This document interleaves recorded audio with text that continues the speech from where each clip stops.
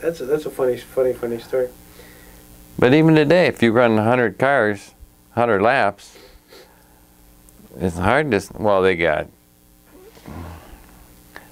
I suppose today they'd put a signal on each car to tell you when it went by the computer, but it was tough back then. Was there a race or two that you won that was more satisfying than others, where you'd say, the crowd, or the way Leonard Briggs put me, made it that much more difficult, and damn it, I won anyways? I always made me start last, but he said, if you don't start last, how do you win? You can't win unless you start last. Mm-hmm. But today, if you know how to qualify, you're going to do a lot more winning than you did back then, I'll tell you that, because they started on the pole. But back then, it wasn't that way. What's the difference between a Len Briggs style of running a racetrack and a Fran Siemens running style? Well, Skip told me if you think Leonard was bad, Franny was a Hitler, because you had to run his tires and his gas, or else you don't get points. Oh, nice. Well, at least we didn't have to do that back then. So he sort of created a monopoly. You know, you got to use his stuff. Yeah. Well, that ain't fair. Right. But I never ran for Franny. Oh, I see. Okay. No, I'd quit in '78, and it was after that. Was there a moment, Ron, where you woke up one morning and said, I'm not going to do this anymore? Kind of an aha moment? Well, it was hard on drivers' wives. And I've been married 3 times, and it's hard for a woman. Right, right. I always gave Val furlough. She always stuck with Skip. Mm-hmm. And she went through that. Well, he raced 20 years more than I did. Right. He raced about 40 years. Mm-hmm. I only raced 20 years. Because, well, I figured I better take care of my business instead of racing. And, which I would have liked. I'd love to run one of these cars now. You could still do it. Well, Skip tried to get me in his car when he went way after I'd quit. And I says, no, because then I'd want to do it. Because to hook up and go with all the power you had, that would be fun. Yeah, yeah. See, back when we ran late models there, we were just feathering it, trying to get bite. We didn't have nowhere near the horsepower they got today. Now they hook up and go. Yeah. Better tires today. Yeah, and better suspensions. Oh yeah, it's all a program now. Anybody can get the car together and run it. They had an old-timers race back in the 80s. What year was it? 83. Were you part of that at all? Were you asked to? I didn't. Okay. I didn't, no. Because I didn't want to make a fool of myself. Do you go to the races at all? No. No? No. I went to El Duro, you know. I went and watched Chubb a couple of times, but that's about it. Ford Jr., where'd it come from? Well, I drove 4, and seemed like it ought to be a junior. Same color. Yep. And that, was there any reason for the 246? Did Frank, did that mean anything in the? We didn't want a double number. We liked single numbers, and they happened to be open. Right. So that's logical enough. Yeah.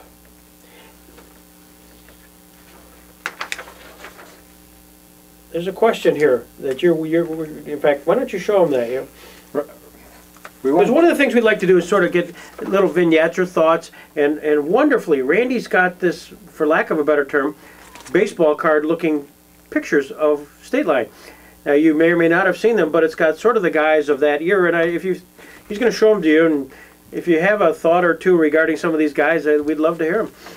Just kind of look at them, RJ, and tell us what comes to your mind when you see those guys. Floyd Thomas, I remember him, yeah. Johnny Ditch. And his fender said, if it don't fit, force it. Yep. Squirt, Chuck Piazza, Freddie Knapp,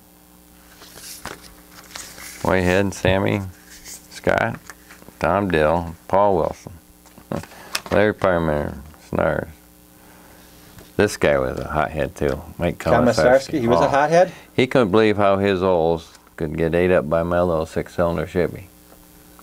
And it just burnt him up bad. I mean, he just hated me.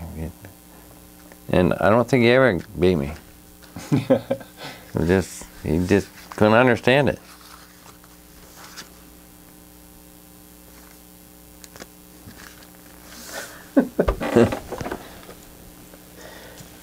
When Frank got out of the business, back in, what, 65, 66 type of thing, did he ever get back into it? I mean, no. When he washed himself? When he sold that to Archie Holcomb, that was done. He was done. Yeah. I went and talked to him, and he didn't want no part of it. Yeah. So when he left, Ron, who started owning your cars? Well, when he left, Punk come to me. Him and Bob they built 2 cars, and I drove one of them. Well, I built one myself in '66, and I wrecked it. Jerry Hoskin bought it, and I drove for Jerry for 2 years. And then I drove for Punk and Bob. They had 2 cars. And then I drove for Skip. He bought the Javelin. That was in '70.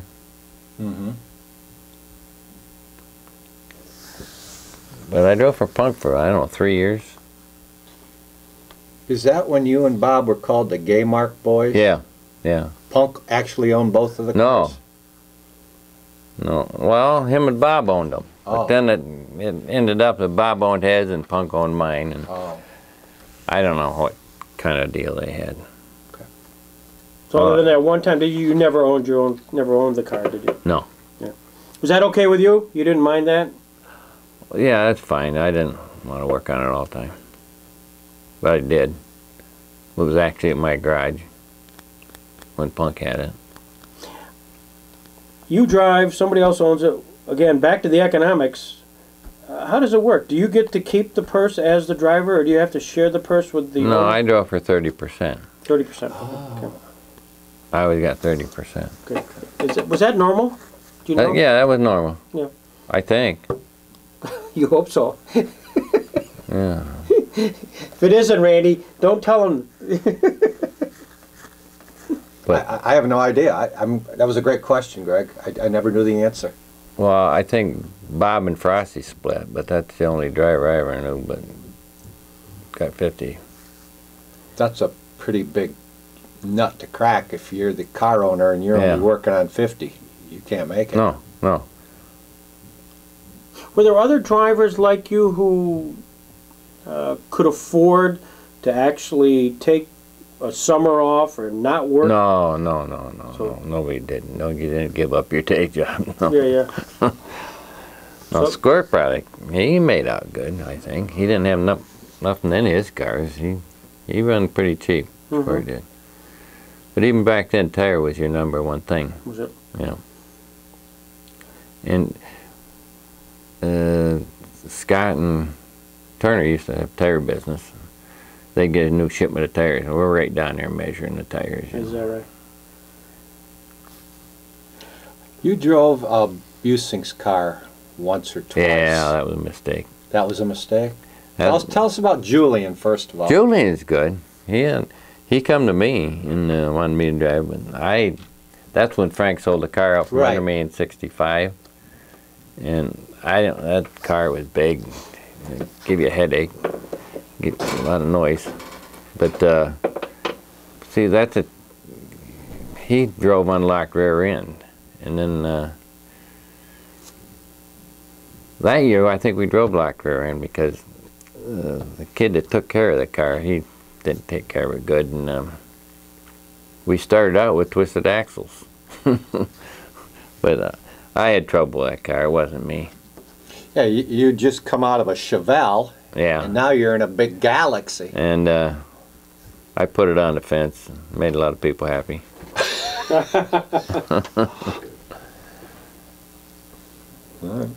But then Floyd got in next week and won with it. He took Yes, he did. He took a few guys out, but Oh. He got the job done. That's what Julian worried about. Were you friends with Fred Knapp at all? Yeah, Fred was good. I helped Barry Thompson build a car once, and he turned around and put Fred in it. I didn't realize he was doing it, but I just had to run harder. But Fred was a good driver. Fred actually goes back a long way. He won a lot up at Jamestown Speedway before my time. What's interesting, we found an article in 1949, 50, Jamestown Speedway, where Fred had won, and you're absolutely right. Does the name Doug Smith mean anything to you? He was a reporter for the Post-Journal? Yeah, he used to work the mic at State Line. A long time ago. He's still among us. Hey? Yeah. He went on to be somewhat of a television personality in Buffalo. Wasn't he from Corey? Jamestown. Jamestown, I think. I thought he was from Corey. Yeah. Back then, Dennis Bender did the writing at Jamestown paper. We've heard. Do you know if he's alive? I have not a clue. You don't know what happened to him? No. Do you get together with any of the drivers at all? Do you kind of a coffee clutch where you... No, I Tell don't see war stories? Whitehead once in a while. And we get together once a year up. We didn't have no turnout. Where were you at, Randy? I came about 3 o'clock, and who was sitting there? Mick Johnson was sitting there. He says, "Hey, all you guys just left." I go, Well, he says there were only about 6. Yeah, that's all. Me, Skip, and the Clark boys. Somebody said Helmet. Mick said Helmet was there, though. Paul Helmet? No. Mick said he was there that day. Well, maybe later. Oh, maybe he came after you left. Well, what was magic for us was when we all left that event and went over to the Roller Bowl, and had a chance to walk around Well, that the was track. a couple of years ago, yeah. Yeah. That was fun for us to do that. And Yeah. you could just see everybody sort of lit up a little bit, flashing back to their youth. And it was especially important for the McNitts. Oh, yeah. Yeah. I was too bad Howard couldn't join us, but yeah. Greg, did you realize that Ron's daughter is married to Skip's son? No. Yeah, so there's... Yeah. You know how those racing people are. In fact, the papers I was going to give you, I got in trouble. My wife says they go to our great-grandson. There you go. Skip's and mine. There you go. Right. So he can argue about Which grandpa was better? and they're both Grandpa Ron's. Yeah, that's right. Oh, I never thought about that. But nobody calls Skip Ron. I wouldn't think I would have known that. Yeah. I remember met Skip, and I wanted to call him. I met him at Rock and Roll Rollerball, and I never met him before, and he was real nice to me, and I wanted to call him, and I didn't know how to call him because I didn't know his name other than Skip. Yeah. It was the same as mine. Oh, dear. Well, that was a fun day for all of us, and we will, if nothing else. You couldn't believe there was a racetrack there. No. Well, I tell you the quick story, maybe on the film, but I represented the folks who bought the land. Yeah. And when I was scouting out where the hell the track was, because I remember as a kid going there, but that's all. And you drive down the road, and then all of a sudden I kind of said, I think it's here. Actually walked down, and sure enough, there's the track underneath the trees. And I walked up to the person who owned the house, and here was a client. I said, "Do you know you have a track? Really?" It was just all they knew is they'd found some metal stuff, but the idea of a rollerball, and of course they got into it big time. They cleaned it out for us, and they did a lot of good things for us. But even they didn't realize that. Did they buy it from McNett? No, there was a couple people in between. Yeah. Well, we'll make sure, if nothing else, that DVD works, because it's probably the DVD, not your player. Yeah. Because your player, I assume, works on other stuff, right? I mean... None of my stuff works. Are we off this now? Yeah, we'll go out there, yeah. Hey, all I can say is thanks, Ron.